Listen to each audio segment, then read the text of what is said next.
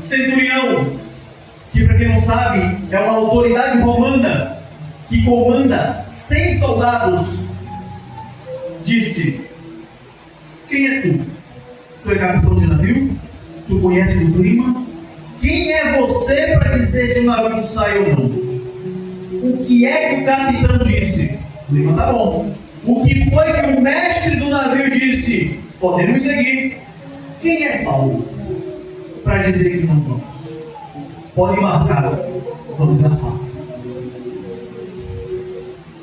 E muitas das vezes somos nós que estamos ali na condição daquele centurião, onde muitas das vezes nós ouvimos a voz do Senhor, muitas das vezes por alguém que não tem autoridade em determinado assunto, e simplesmente por esse motivo não damos ouvido, porque achamos que por não ter autoridade essa pessoa não tem poder para dizer o que devemos ou não fazer, porque achamos que somos melhores do que ela, porque sabemos mais, porque temos mais experiência e muitas vezes desprezamos o conhecimento daqueles que estão ao nosso lado, que só querem o nosso bem, e muitas das vezes sendo usado pelo Senhor para nos auxiliar, para nos ajudar, para estar conosco e cuidar da nossa trajetória, e às vezes não damos ouvido.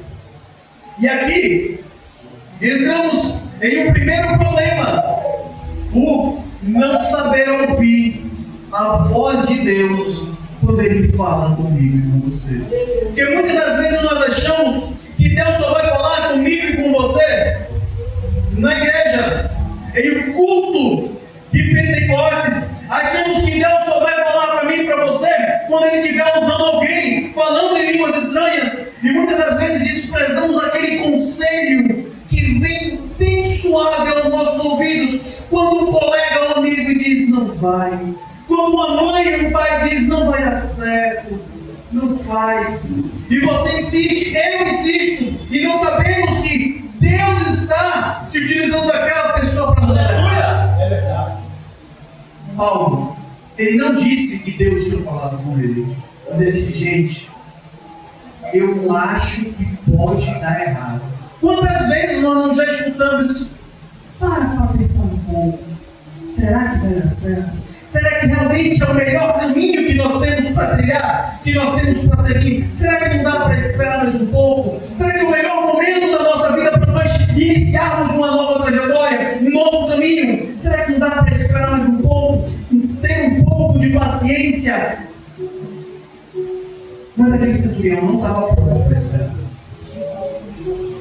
Aquele centurião disse: não, quem é você? Eu quero uma autoridade aqui de quem manda. Cadê o capitão? Capitão, como é que está aí o clima?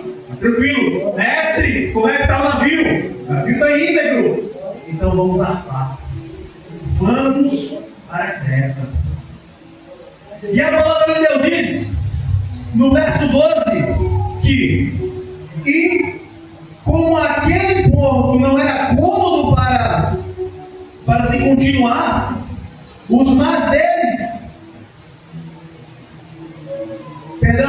e como aquele porto não era cômodo para invernar, os mares deles foram de parecer que se partir dali para ver o que se podia chegar na Fenícia, que é o porto de Creta, que olha para a ponta do vento da África e de Coro, e simplesmente decidiram partir. Fizeram lá uma votação. Quantas vezes não escutamos aquela frase que diz que a voz do povo nunca foi a voz de Deus? Nunca foi. Mas muitas das vezes nós queremos nos sentir participantes de uma dada sociedade. Muitas vezes para nos sentirmos um membro integrante de algo, vamos com a manada. Decidimos ir porque todos estão indo e parece que é certo. E vamos simplesmente para não ser diferente, para não ser aquele que disse não. Todo mundo disse sim. Não sou eu que vou dizer não. Não sou eu que vou ir contra o conhecimento comum, o conhecimento popular. Não sou eu que vou aqui ser o diferentão da turma. Não. Eu vou querer ser igual a todo mundo. Não ia já dizer, tu não é todo mundo.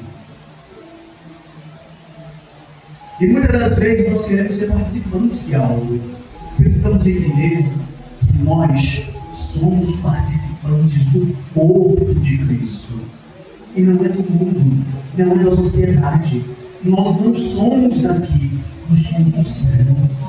Não temos que nos querer sentir participantes desta terra, do que é dito aqui pelo homem. Nós somos participantes da sociedade do céu. Quem manda na nossa vida é Deus.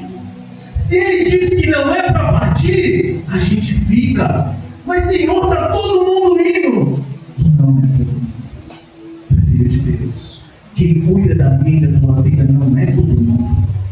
É Deus. Porque no dia que eu e você precisar de alguém, quem vai te ajudar não é todo mundo.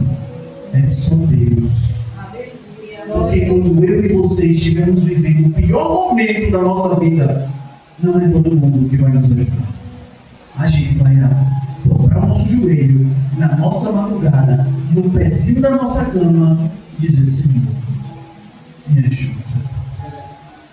Então precisamos entender que quem dirige a nossa vida é Deus. E a Ele que devemos entregar a nossa obediência. É a Ele que devemos entregar a nossa adoração. Mas Paulo não tinha muito o que fazer. Ele era obrigado a seguir na vida. A palavra de Deus continua dizendo no verso 13: E soprando o vento do sul, brandamente lhe pareceu terem que já o que desejavam, e fazendo-se de vela, foram de muito perto, costeando Creta. Estava tudo dando certo. Quem é que estava errado? Paulo. Está vendo? Olha aí, ó. Disse que a gente não ia chegar, disse que não ia dar certo, era do time do contra, aí o vento está a favor, o clima está bom, estamos bem. Quantas vezes não passamos por mentirosos porque as pessoas não acreditam em Deus, porque elas não têm a mesma fé que eu e você? Quantas vezes damos conselhos e dizemos: e aí, tu dissesse que ia dar certo, deu errado. Não dissesse que ia dar errado, deu certo. E tudo parece que está indo bem. Até que para de ficar. Até que começa a desenrolar de uma forma que não é mais possível se controlar. Aonde tudo sai do controle do homem. E no verso 14 nós percebemos que, mas, não muito depois, deu nele um pé de vento chamado Euroaquilano. Em outras traduções pode ter tufão, tornado, tempestade. E parece que do dia para a noite tudo virou. E eles agora estavam de frente com uma tempestade. E essa tempestade simplesmente tirou o barco do seu curso. Eles ficaram à deriva. No verso 15 continua dizendo que, sendo o navio arrebatado e não podendo navegar contra o vento, dando timão de tudo, nos deixamos ir à toa. Não tem uma direção. Quando Deus não está na minha frente, eu estou à toa. Eu não tenho uma direção, eu não tenho um norte, eu não tenho uma instrução, eu não sei para onde tenho que ir. Quando eu deixo Deus para a segunda opção, eu não tenho norte, eu não tenho direção, minha vida está ao léu. Assim como esse navio. Nós precisamos entender que na nossa vida, não importa qual seja a decisão, Deus tem que estar à frente de tudo. Porque no momento que eu tiro Deus da equação, eu não tenho norte. Eu estou perdido. Eu estou como um barco à deriva. torcendo para que um dia eu pare na costa de alguma praia e que eu esteja vivo e esteja bem. Mas eu não sei o que é que vai acontecer no percurso, porque eu não tenho Deus me guiando, eu não tenho Deus me protegendo, eu não tenho norte para viver. Eu não sei qual será o meu dia amanhã. E aqui estávamos, todos naquele navio, desesperados. E sabe quem era que começava a passar na mente das pessoas? Não é que ele estava certo? Não é que ele tinha razão? O que será que fez ele pensar que isso podia acontecer? Porque o clima dizia o contrário. O conhecimento dizia o contrário. E o que fez pensar que tudo poderia dar errado? Nós vemos aqui que nos versos 14 e 15, a palavra de Deus deixa claro que não tinha mais o que fazer. Ninguém conseguia dar solução àquele problema. Não importava se ele tinha um capitão, não importava se o barco estava bem. Eles não tinham mais direção, não tinha mais o que fazer. O vento era forte, as ondas eram grandes, o barco não tinha mais controle. 256 pessoas à deriva no mar, com uma carga que provavelmente não chegaria no seu destino. O que fazer?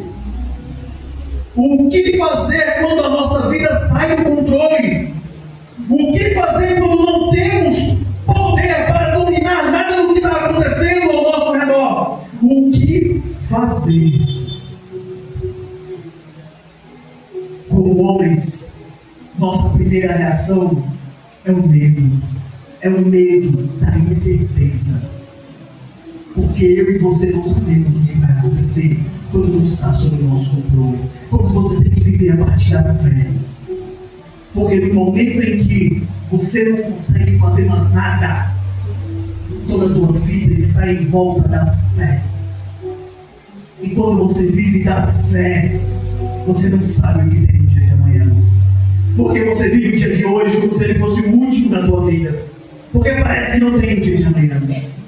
Quando você não tem salário para comprar comida para os teus filhos no dia seguinte, quando você não tem mantimentos para o dia seguinte, você vive apenas a fé. Quando você não sabe se você vai conseguir pagar uma conta de luz, quando você não sabe se vai conseguir comprar seu remédio, quando você não sabe se vai conseguir a solução para a cura do teu problema, você fica dependendo da fé.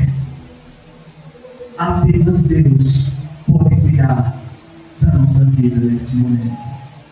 Porque é quando estamos fracos, é que somos fortes. Porque é nesse momento que Deus começa a atuar na minha vida.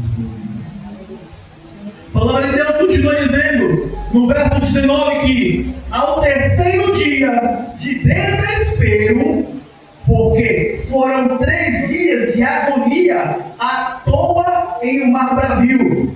E ao terceiro dia, nós mesmos, com as próprias mãos, lançamos ao mar a armação do navio. E não aparecendo havia há muitos dias, nem sol, nem estrelas, e caindo sobre nós uma não pequena tempestade, fugimos toda a esperança de nos salvarmos. Lá atrás, alguém gritou, vai não. Mas depois que vai, não tem volta. As consequências vêm, eu gostando ou não, eu querendo ou não, vem. As consequências da desobediência daquele centurião, quando ele não ouviu a voz de Paulo, chegou. O medo tomou conta.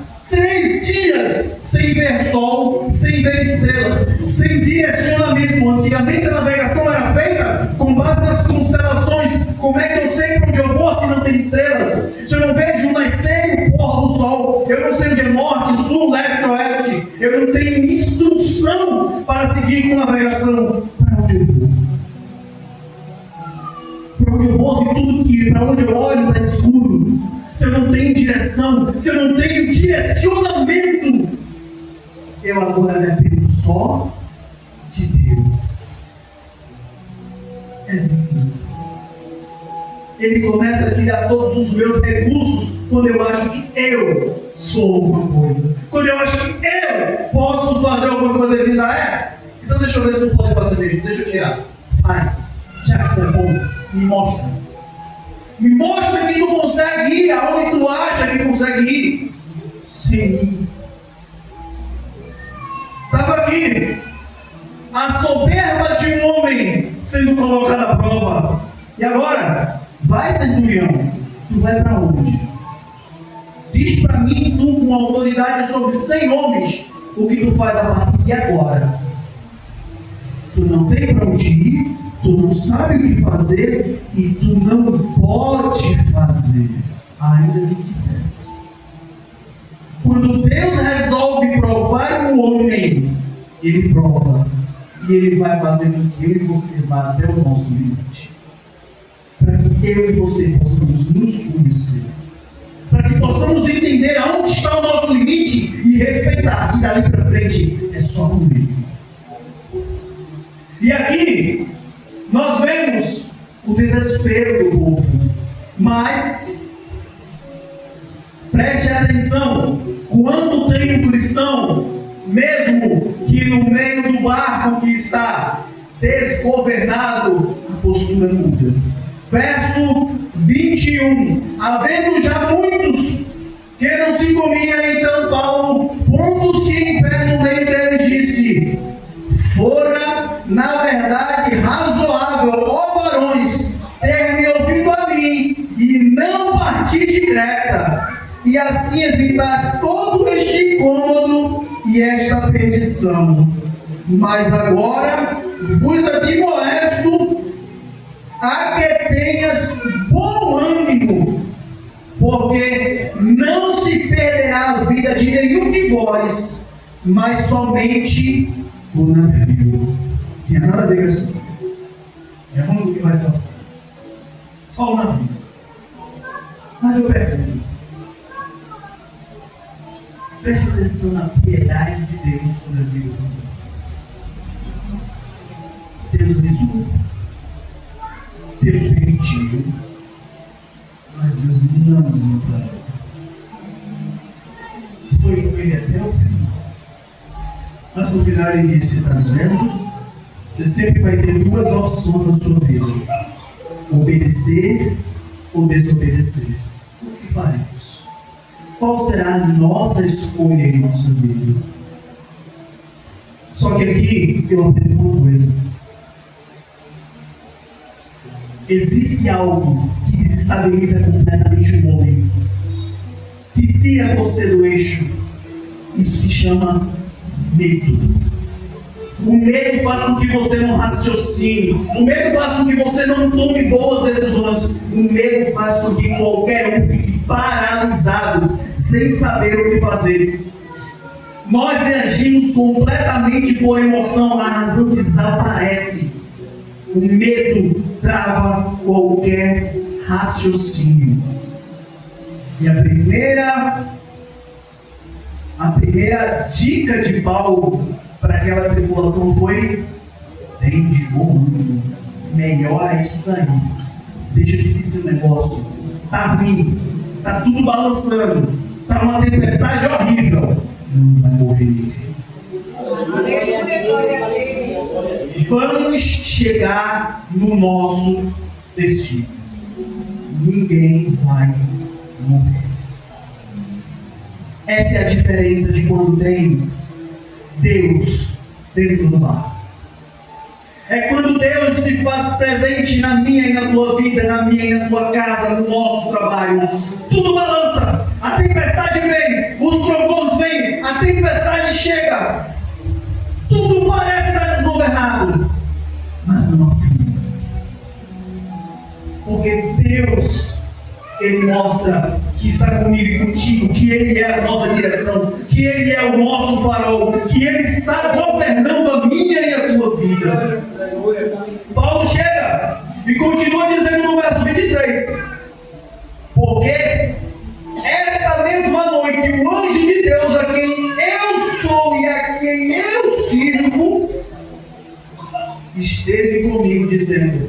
Paulo, não temas. Importa que sejas apresentado a César, e eis que Deus te deu todos quantos navegam contigo. Paulo, eu vi a tua atitude lá atrás, quando conversastes e não te ouviram. Eu vi. E por desobedecerem, a partir de agora, eu coloco todos eles na tua mão. Faz o que tu quiser. Se você quiser que eles pulem, corram, aí é contigo. Porque agora a vida deles depende do que você decidir. Porque lá atrás, falastes e eles não te ouviram. Agora você vai falar novamente. E eles decidem se envolver. Eles já sabem que eu sou na tua vida. E se eles quiserem viver, agora depende de ti. Sabe o que eu vejo? Que muitas das vezes as pessoas não dão valor a mim e a tua vida, ao que eu e você fala, ao que nós pregamos, quanto ao que Deus irá fazer sobre a terra para o futuro. Sabe? Mas eles vão dar crédito, eles vão entender quando Deus se mostrar presente no mundo e disser: meus filhos, vêm. Dali para frente agora é com eles e Deus. Ah, meu Deus do céu, mas eu queria ouvir, mas eu não acreditei. Agora você vai acreditar, porque daqui para frente não tem volta. Agora que está no meio do mar, não tem volta. Agora tem que ir até o fim. Agora tem que terminar a jornada. Não decidiu entrar, agora vai ter que ir até o fim.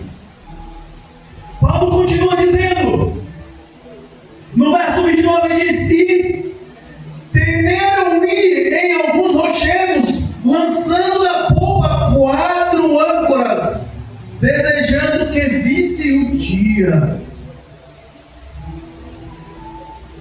4 âncoras foram lançadas para não perder o barco, para gerar estabilidade na navegação. E eu consigo converter isso para a nossa vida.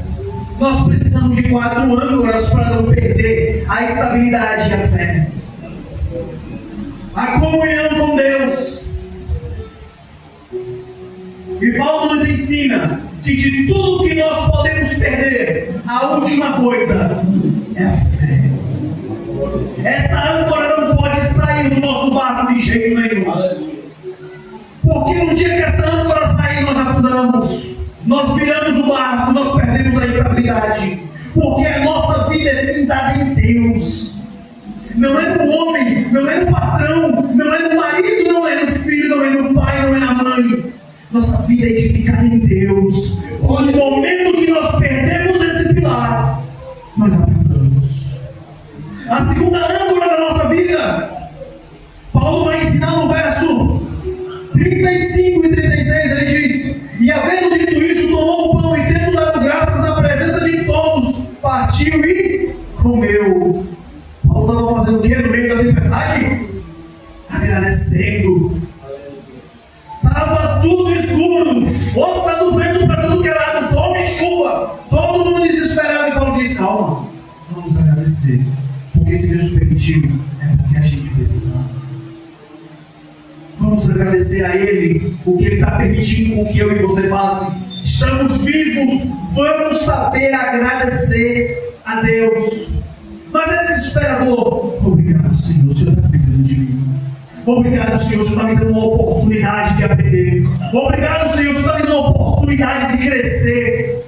Quantas vezes nós desejamos ter em nossa vida situações mais fáceis, para que possamos viver de forma mais tranquila, quando na verdade o que nos faz crescer são momentos difíceis, são problemas grandes que vão nos fazer ser alguém cada vez maior, que vai nos fazer desenvolver. Quando estamos na escola estudando, só queremos resolver os problemas mais simples, aquelas somas mais simplificadas, quando não entendemos que as contas complexas é que nos fará realmente passar no vestibular, é que nos fará chegar mais longe e desenvolver nossa vida profissionalmente, academicamente. Nós precisamos enfrentar os problemas mais complicados da vida,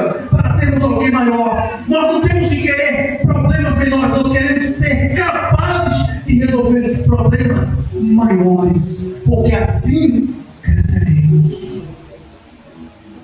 Quando somos bebê, às vezes a grande dificuldade é andar, se equilibrar, se manter de pé. E aí os problemas vão crescendo, e eles vão crescendo também, vão se tornando pessoas cada vez maiores e melhores, com habilidades cada vez mais refinadas. Deus nos expõe a condições cada vez mais complexas, para que nós sejamos a cada dia melhores e maiores em sua presença. Ele não quer nossa destruição, assim como o ouro e a prata, para serem valiosos, precisam passar por um processo de fornalha e refino. Nós, como filhos e vasos de Deus, precisamos passar pela fornalha para sermos refinados e termos um valor mediante Deus, mediante a sociedade, para que nós possamos ser alguém, para Deus dizer: agora sim, agora és para mim um vaso valoroso, agora quero eu te usar na terra, para que todos possam saber quem eu sou. Mas a história desse naufrágio não para por aqui. Nós temos que a terceira âncora que foi lançada é citada no mesmo versículo 29, diz que eles desejavam, em outras traduções vai dizer que eles oravam para ver o dia. Mas espera aí, ver o dia? Se eu estou orando de madrugada, o que é que vem depois da madrugada? O dia. E se eu não orar, o que é que vem? O dia do mesmo jeito. É um desejo muito simples de ser realizado, mas ainda assim, a oração é indispensável. Eles apenas desejavam algo que aconteceria de uma forma ou de outra. Mas a oração é que mantém o crente conectado com Deus. No momento da tribulação, no momento do desespero, a única coisa que nos mantém conectado a Deus é a oração. É saber conversar com Ele. É muitas das vezes estar no nosso quarto, muitas vezes sozinho, conversando com Deus, dizendo: Senhor, olha como está escuro, olha como está difícil, permita que amanheça, eu só quero ver a luz do dia. É conversar com Ele, dizer e colocar para fora todas as nossas dificuldades, porque precisamos da fé, precisamos aprender a ser gratos, mas nunca podemos perder a comunhão com Deus em todos os momentos da nossa vida. E a última âncora que deve ser lançada ao mar, para que o nosso barco se mantenha estável em toda a sua trajetória, é a convicção. Jamais devemos perder a convicção em Deus. Jamais devemos perder a certeza de que Ele está à frente do nosso barco, de que Ele está à frente da nossa vida, de que Ele vai tomar a frente da nossa decisão. Jamais devemos perder essa convicção.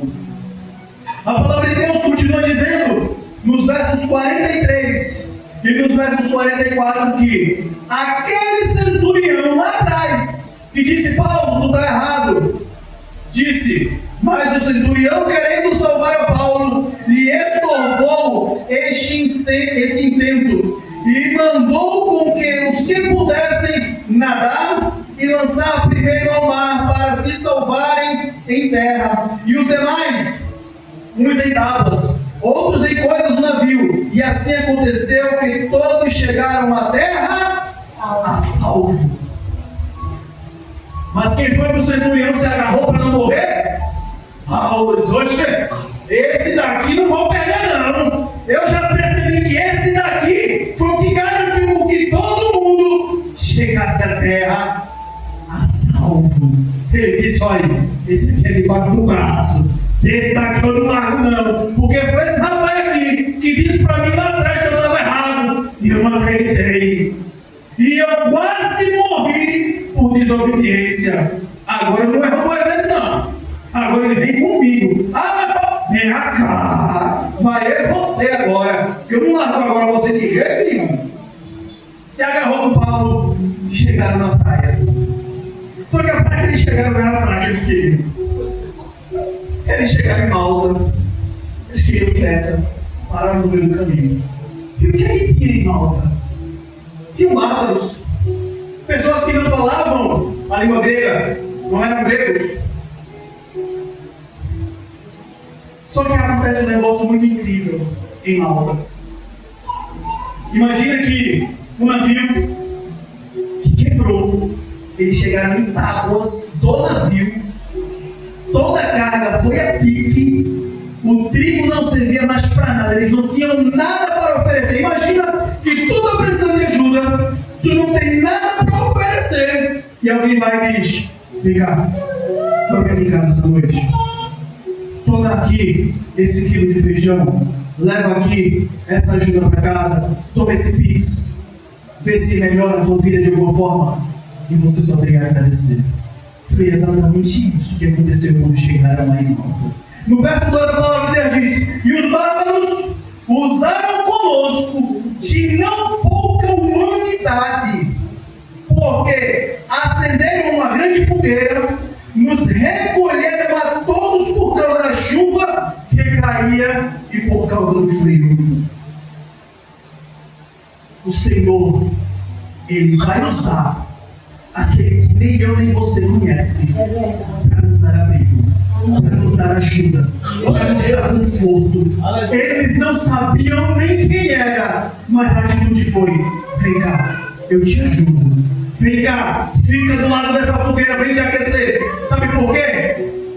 Porque se você ficar longe daqui, você vai adoecer, você pode morrer. Vem que eu te ajudo. O Senhor vai usar quem eu e você nem sequer conhece, nem quem você nem sequer acha que pode fazer alguma coisa pela minha e pela tua vida. Ele vai chegar e vai dizer: o Senhor me mudou aqui. Vem, a vitória é tua. Deus vai te entregar aquilo que eu e você não espera, pelas mãos de quem eu e você não conhece.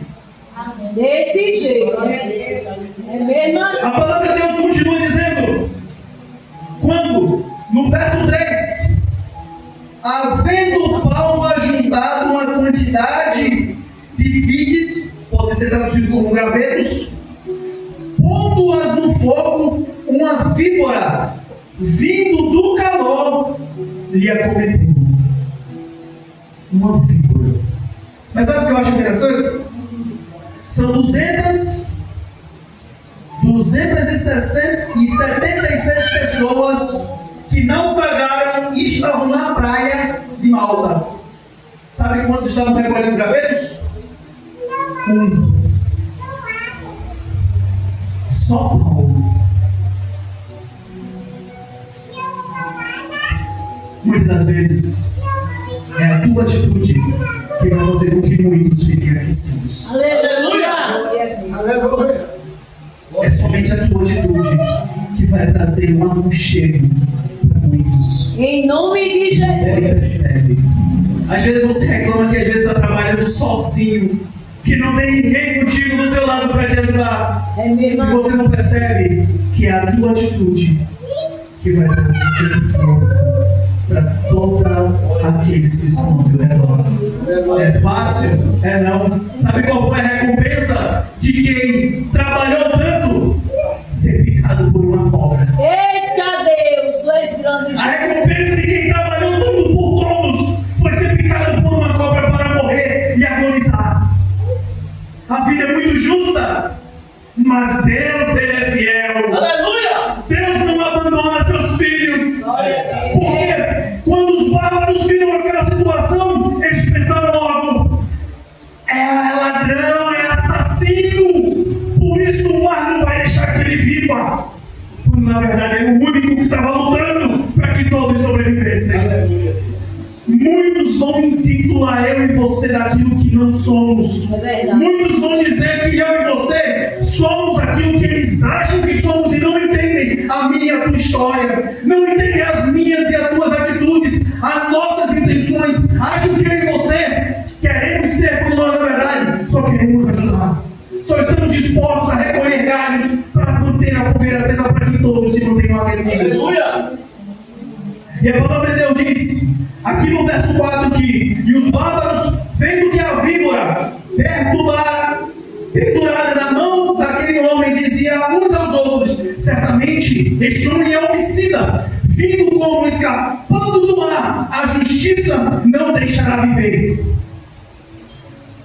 Mas sacudindo ele a víbora no fogo, não padeceu nenhum mal. Aleluia. Muitos nos intitulam, jogam rótulos em nossas costas, porque julgam as minhas e as tuas atitudes, invejam a nossa vida. Eles querem coletar os gravetos, mas não têm coragem para tal. Querem a glória do reconhecimento, mas não querem sujar a mão de terra. Querem colher os frutos, mas não querem adubar aonde estão pisando. Mas quando colhem os frutos, eles dizem: é obra minha, fui eu que fiz, estamos aqui porque eu conduzi o barco. Quando na verdade ele não tem mérito nenhum. E Paulo, em momento algum, se gloria do que faz, apenas faz por amor. E a palavra de Deus continua dizendo que, aqui no verso 6, e eles esperavam que viesse a inchar, ou a cair morto de repente, mas tendo esperado já muito e vendo que nenhum incômodo lhe sobrevinha, mudando de parecer, diziam que agora ele era um Deus. Não, ele não é um Deus, mas o Deus Todo-Poderoso está com ele. E não importa se é uma víbora, se é duas, se é uma tempestade, se é um tufão, não importa, ele está debaixo da sombra do Onipotente. Nada o atinge, nada o abala. Ele está protegido pelo Deus Todo-Poderoso. Entenda que enquanto você faz, os outros só falam. Não pare de fazer. Muitos vão criticar a tua história, vão te taxar do que querem e do que não querem, mas eu e você só devemos fazer a vontade de Deus. Essa é a nossa sina, é nossa obrigação como cristão aqui na terra. Não importa se você está achado de louco, de idiota, de uma pessoa que tipo, não compactua dos mesmos costumes. Já disse e repito, eu não sou todo mundo. Eu sou filho do Deus Todo-Poderoso. Eu não estou aqui na terra né, para agradar A, B e C. Eu estou para adorar a Deus. Se quiser, vem e adora comigo, porque eu não vou me juntar com quem não devo. Eu vou estar vendo Paulo, fazendo o meu papel. Eu vou coletar meus gravetos. Eu quero meus gravetos para manter minha fogueira acesa todos os dias. Eu não quero me desperdiçar e me perder no meio daquela praia imensa, linda, morrendo no frio e na tempestade. Eu vou sofrer, eu vou suar, mas eu vou coletar meus gravetos. Colete seus gravetos também. Não deixe a fogueira do teu coração apagar. Não deixe o fogo de Deus apagar dentro do teu ser. Jamais deixe com que essa vontade de querer fazer, de querer ajudar, se apague dentro de você. Você é filho de Deus. Aleluia! A palavra de Deus termina dizendo, não vou me delongar muito, mas diz que no verso 10 diz que os quais nos distinguiram também com muitas honras e havendo de navegar nos proveram de coisas necessárias. Sabe o que foi que aconteceu? Depois de todo aquele acolhimento, depois de toda aquela hospitalidade, aqueles homens foram honrados e receberam aquilo que era de seu direito. Aleluia! Aleluia! Apenas porque obedeceram a Deus. Coloca sempre na tua frente a vontade de Deus. Deixa quem quiser falar, deixa quem quiser criticar, faz o que Deus te ordenou e te direcionou, e tu verás o quão honroso será no final da tua história. Muitos não acreditarão, muitos talvez nem aceitem o que Deus tem para fazer